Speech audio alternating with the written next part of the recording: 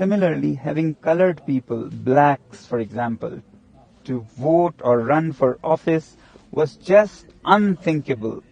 And after a struggle of some 100 years, finally it was in 1965 that US passed the law of all colors could vote.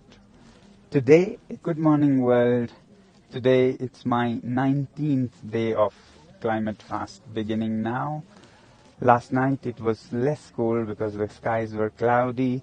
It was -3 and together with me there were some 200 people sleeping out in the open for the safeguard of the sensitive, fragile ecology of the mountains in Ladakh, the glaciers, the unique indigenous tribal cultures. And I'm feeling a little better now after 2 days of low energy, so I'll share some ideas with you. You know, we have done so much damage to nature in the name of development and growth.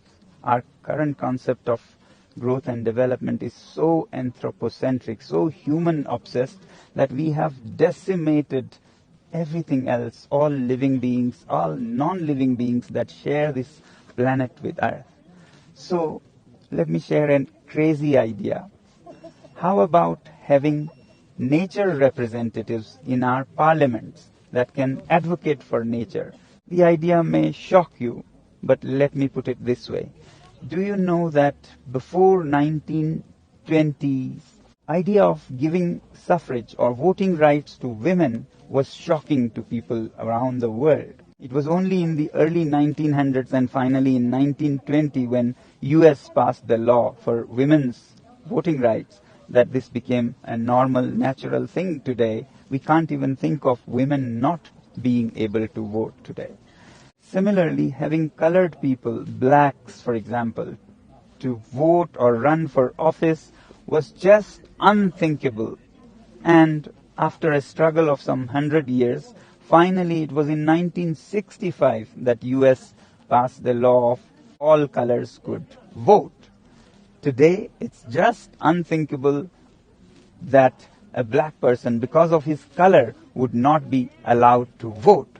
So what's next? Can we take the idea of inclusion to the next level and give nature a voice, to have nature representatives? And tomorrow, it might be unthinkable for us to think that nature was never represented in our parliaments of the past. Today, it's all human-centric.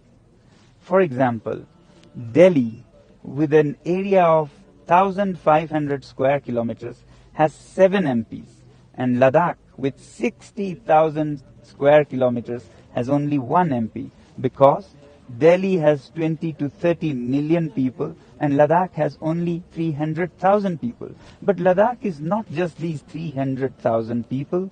It's a lot of vast wild nature, glaciers that we depend for our lives. All this is not represented in our parliaments for policy making.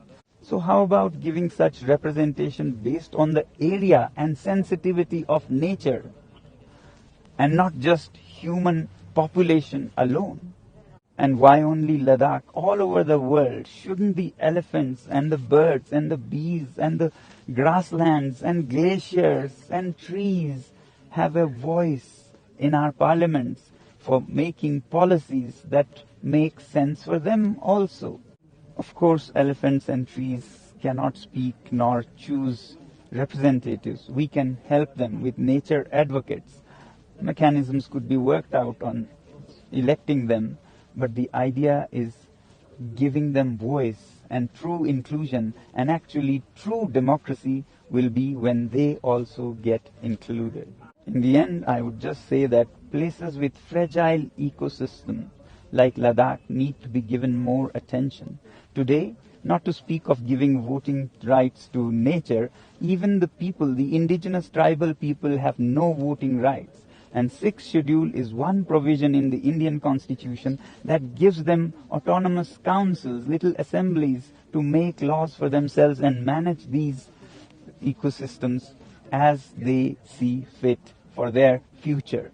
And that's why people are demanding 6th schedule for Ladakh and democracy restoration for Ladakh, as was promised by the current government in India 2 times in 2 elections. And we still hope that our leaders will stand by their words and keep their promises.